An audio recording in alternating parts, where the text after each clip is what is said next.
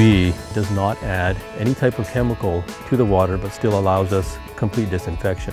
The idea is to inventory and salvage so that these small mammals won't be harmed during construction. We're installing a green roof, which is part of our sustainability goals for this project.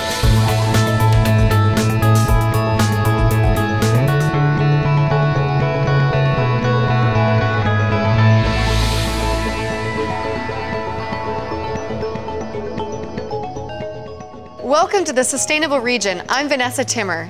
The Coquitlam Reservoir supplies our region with 370 million liters of clean, safe drinking water on an average day.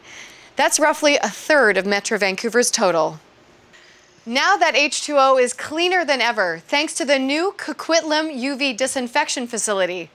In today's episode, how this ultraviolet innovation went from blueprint to reality.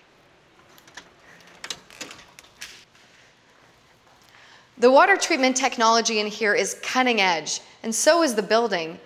The construction had to have a small footprint to protect wildlife in the surrounding forest. And the building needed to be LEED certified, which means incorporating the latest in sustainable building design. Here's how it was done. Construction of the Coquitlam UV disinfection facility began in spring of 2011, with crews preparing the building site. What we are doing is upgrading our existing facilities, which includes the installation of a brand new UV disinfection plant, which will help make sure that the water is safe for the public both now and into the future. To minimize the size of the UV facility, upgrades to the existing Ozonation water treatment plant a few kilometers upstream were part of the project. Dielectric generators were installed to improve the ozone creation process and thus improve the clarity of the water entering the UV facility. By improving the clarity of the water using ozone, which is already existing, we're able to actually downsize the size of the actual facility itself, saving significant cost both for construction and also in the long term in terms of operations. Before the building can go up, however, crews have to dig down, creating a space for the large valve chamber that is an important component of the facility. Because the site sits adjacent to the Coquitlam River, this stage of construction brings its own set of challenges. The close proximity of Coquitlam River and the high water table, the contractor had to lower the underground water table to enable himself to do the excavation. Narrow wells were used to pump groundwater away from the work site. We have two wells that are high in iron content. So they're being discharged through, and through aeration, it's dissipating the iron before discharge. We're below the threshold for fish. The other challenge that we had during the excavation was the close proximity of the hill right up above us. We had to install a huge retaining wall to hold that slope to enable us to do the construction. The Coquitlam River is one of several features that constrain the site. It flows along the eastern edge, passing behind site trailers. Paralleling that along the roadway is the existing drinking water supply pipe. Then on the west, the hillside juts up sharply. That's why we ended up with such a compact design. The result was a vertical configuration for the UV piping. That consequently resulted in a much deeper foundation at the bottom end. One of the significant impacts that we have reduced with regards to the way the project has been managed is to take a number of the trucks off the roadways. That material that's being removed, up to 80,000 cubic meters, is being taken from the site into the watershed areas for disposal.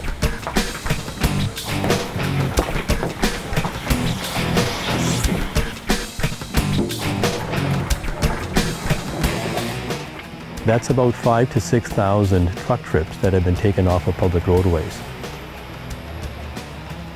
One concern with this process was the spread of invasive species that were known to be on the site before work began. Japanese knotweed was one, and policeman's helmet is another. What we've done here is to take those plants themselves, bag them, and it has been taken off-site for disposal in an appropriate landfill facility. By August 2012, construction was well underway, and a key piece of equipment had been installed. This massive butterfly valve is designed to stop the flow of water into the UV facility if future maintenance is required. It is a butterfly valve made by the Zurich. It's one of the largest produced. The actual weight of the valve is 55,000 pounds. It was installed using a huge crane. Crane capacity was 270 tons.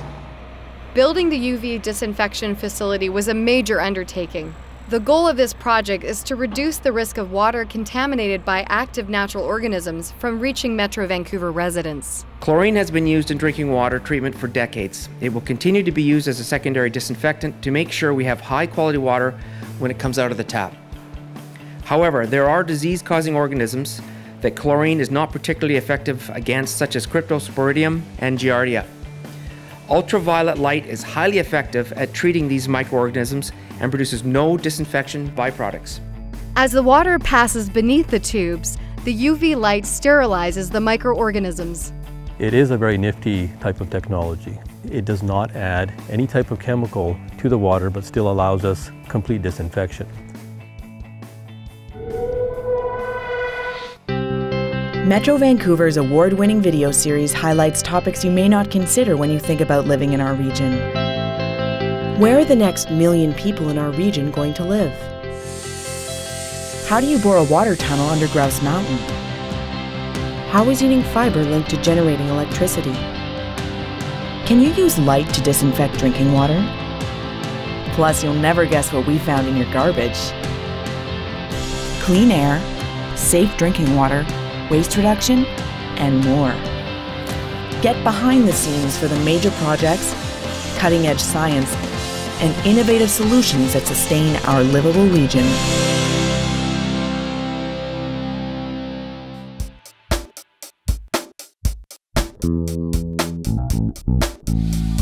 Welcome back to the Sustainable Region.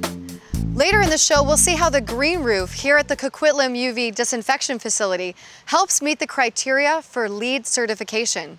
But first, a search for a rare local species and a look at how protecting wildlife was a key part of the construction process. We're working on a project just outside of Coquitlam Gate called the Slate Creek Enhancement Project. Slate Creek is a combination of some groundwater and some ephemeral creeks. It turns into a creek that runs almost all year. The forest adjacent and around the Slate Creek project is a young forest that was logged approximately 20 years ago. But with a little bit of help, a little bit of restoration, we feel that it can really be quite productive in terms of amphibians, fish, and wildlife. Just beyond the watershed fence adjacent to the UV facility is a fish-bearing stream and side pond. Careful excavation expanded the size of the side pond, and woody debris and plants were strategically placed. The purpose of the design is to enhance fish habitat. In terms of amphibians, this will likely provide better habitat because there'll be more of a pond which could be used for breeding. And breeding habitat is always an important niche in the environment. There aren't a whole lot of breeding ponds in this area from what we've looked at. In order to create new, larger ponds, some of the nearby habitat was excavated. First, the animals living there were moved. We prefer to try to protect habitat, but when we are going to change habitat, we want to move them so we don't crush them with the machinery and violate the Wildlife Act. Because of the Wildlife Act, we are required to minimize the death of animals, the mortality of animals. So projects often have a salvage component of them. The idea is to inventory and salvage so that these small mammals won't be harmed during construction. Before the excavation begins, a sweep takes place. 2 days of hands and knees amphibian hunting. Today, there's quite a bit of activity in the 400 square meter site. We had approximately 7 crew members turning over rotten wood, turning over logs, looking under bark, and through the sword fern. Although it looks destructive, some of these logs are going to be moved and altered during construction, so it's better to do it now rather than later so we can try and save these animals. So what do you think? Good spot? Yeah, let's put the Northwest salamander there, kind of tucked away. Okay. The crew found slugs, tree frogs, and salamanders. But while there was no sign of the Pacific sideband snail, they do find a red-legged frog listed on the Species at Risk Act as a concern. What you got? What you got? salamander. Oh, nice. Yeah. With a yellow stripe. When you find one, then it's exciting and it's rewarding. Oh, cool. That's a long-toed salamander.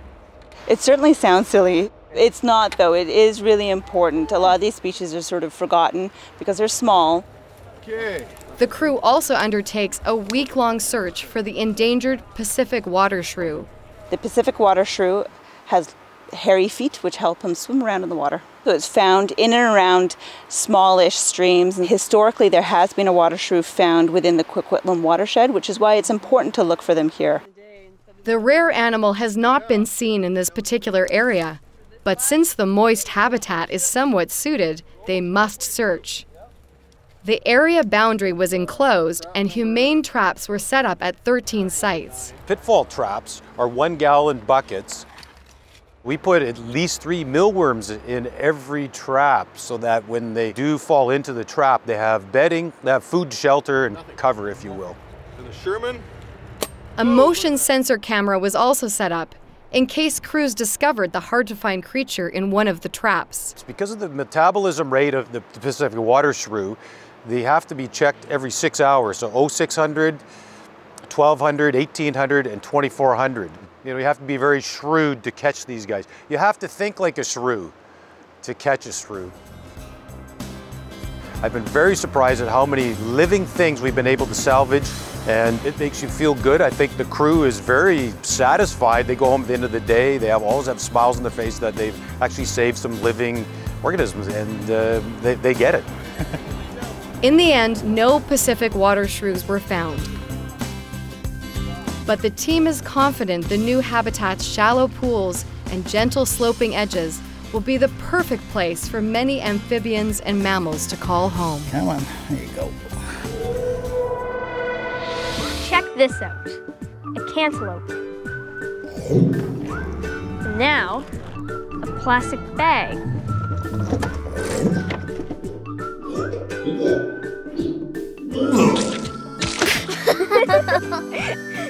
Kids, stop annoying the yard bin.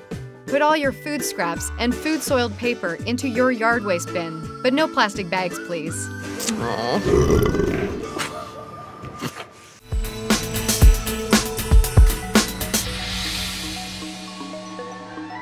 Welcome back to the Sustainable Region. Today we're visiting the Coquitlam UV Disinfection Facility, now part of the treatment process for water from the Coquitlam Reservoir. Next up, we'll learn about this building's green roof, and later we'll join a tour of the facility where local media and dignitaries will get their first peek at the completed project. We're installing a green roof, which is part of our sustainability goals for this project. It's a mat we put on a couple of the areas of the roof, and it's a native vegetation mat that will grow and flourish with the natural rainfall we're getting here. And it's part of our LEED certification requirements, energy efficient design.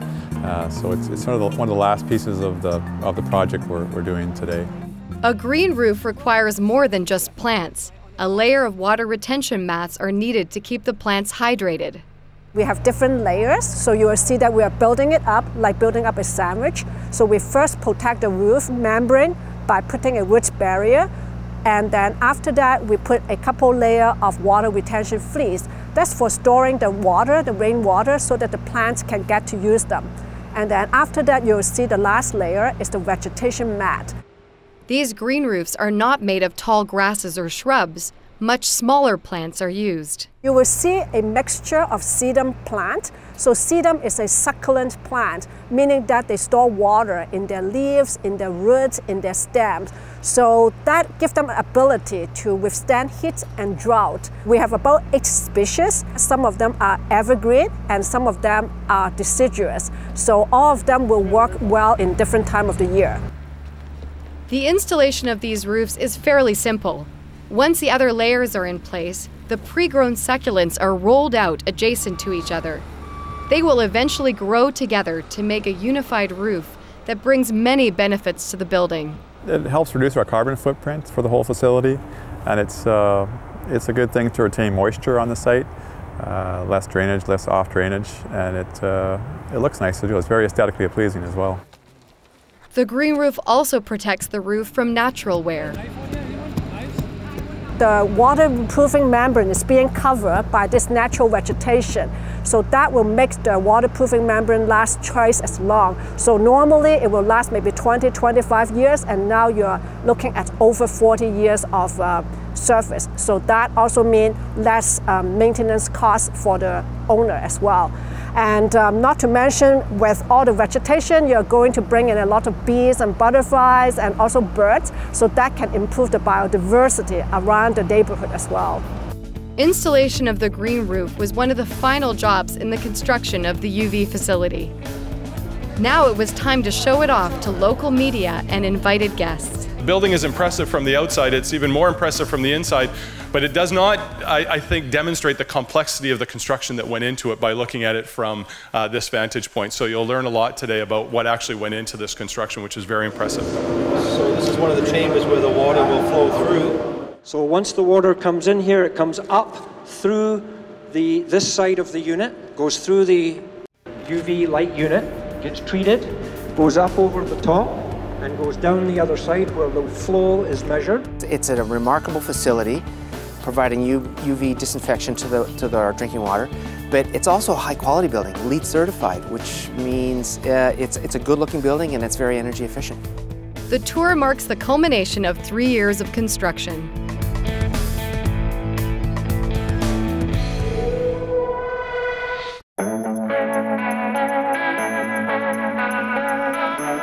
Well, that's it for today's show. Thanks for joining us. You can watch, comment on, or share these stories on our blog at metrovancouvervideos.org. For the Sustainable Region, I'm Vanessa Timmer. See you next time.